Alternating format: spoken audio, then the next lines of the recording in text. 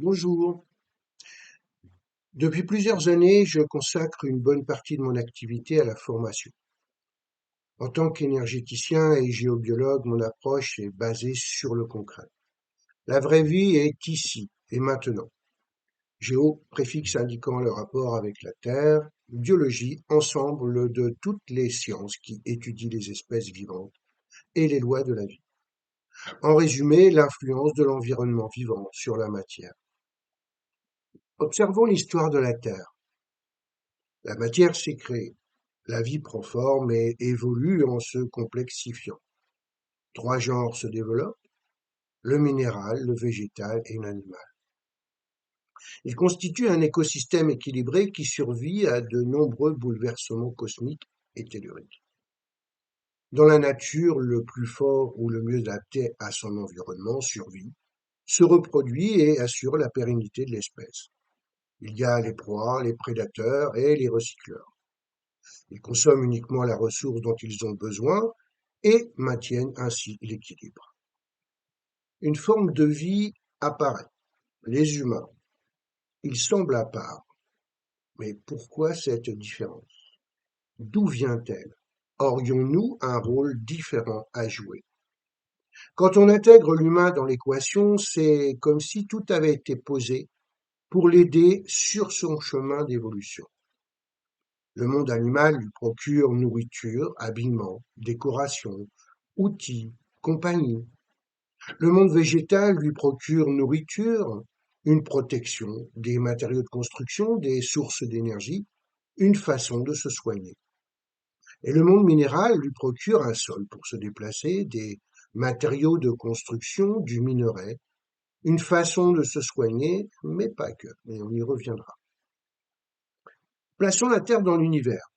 En fait, c'est quoi l'univers?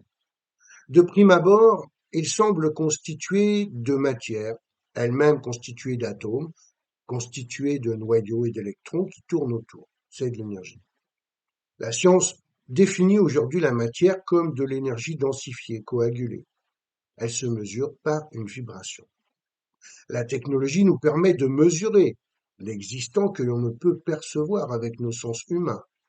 Les ultraviolets, les infrarouges, les rayons X, les ondes radio. L'électricité existait-elle au Moyen Âge? Bien sûr que oui, mais rien ne permettait de s'en rendre compte. De plus, les convictions de l'époque le rendaient impossible à croire. Considérons que tout ce que l'on peut mesurer entre un minimum et un maximum définit une tranche vibratoire.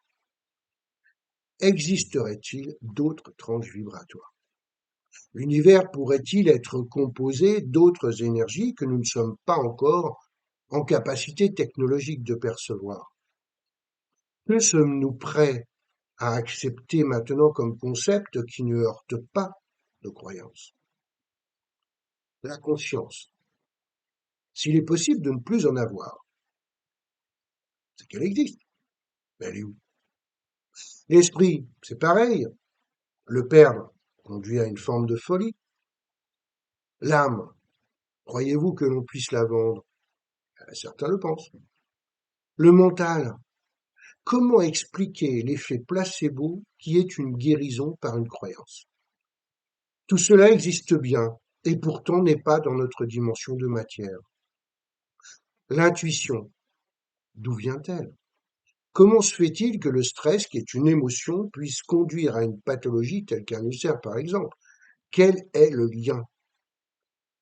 Alors, je vais prendre un exemple pour illustrer les différentes dimensions vibratoires. La première dimension, c'est le poids. La deuxième, le plat. Et la troisième, le volume. Vous avez sûrement connu le jeu Pac-Man, une bestiole qui parcourt un labyrinthe pour dévorer des points lumineux. Si vous êtes Pac-Man, vous êtes en deuxième dimension. Vous êtes dans un labyrinthe avec des limites autour de vous. Vous ne percevez que ce qu'il y a devant, derrière ou sur les côtés. Si vous êtes le joueur, vous êtes en troisième dimension et vous voyez tous les contours du labyrinthe, toutes les directions possibles, et vous pouvez, avec un peu d'adresse, éviter les fantômes qui veulent manger Pac-Man. Cela vous permet de conduire Pac-Man en sécurité. De toute sa vie, s'il avait existé, Pac-Man, il n'a été qu'avec 2 dimensions. S'il était vivant, croyez-vous qu'il puisse imaginer le volume, la troisième dimension? Et vous? Êtes-vous capable d'imaginer une quatrième dimension? Le concept, tout au moins. Mais non, c'est normal parce que notre esprit n'est pas conçu pour. Mais ces autres fréquences, sont-elles accessibles? Peuvent-elles nous aider? Elles ont une perception bien plus large et bien plus globale du monde. Si on pouvait les connecter, que nous expliqueraient-elles? Pour nous, la matière, c'est la troisième dimension.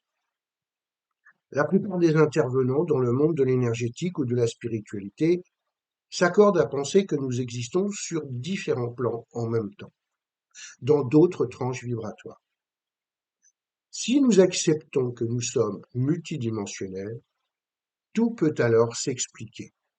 Cela semble être, du moins à aujourd'hui, la seule explication qui fonctionne. Et certains médiums et thérapeutes ont des connexions avec ces autres plans vibratoires. Alors, comment se faire aider par les mondes subtils? Vous éprouvez de la difficulté à évoluer dans le monde qui vous entoure. Vous ne vous sentez plus à votre place, vous avez envie de bouger, de tout changer. Si l'on considère que le corps est le véhicule de notre esprit, est-ce qu'on est dans le meilleur état pour cette évolution? Au fil du temps, cet ensemble a été marqué par nos épreuves physiques, émotionnelles, psychologiques. Objectivement, pour réparer, ça va prendre un peu de temps. Et quand nous décidons de nous atteler à la tâche, eh bien, il y a plusieurs possibilités. Alors, on peut avoir des dispositions naturelles pour le bricolage, se former pour apprendre à le faire soi-même. On peut se faire aider par ceux qui ont les compétences requises. Malheureusement, des fois aussi renoncer, car c'est trop compliqué. Mais on peut aussi utiliser un autre moyen, qui est duo, que je vais vous présenter.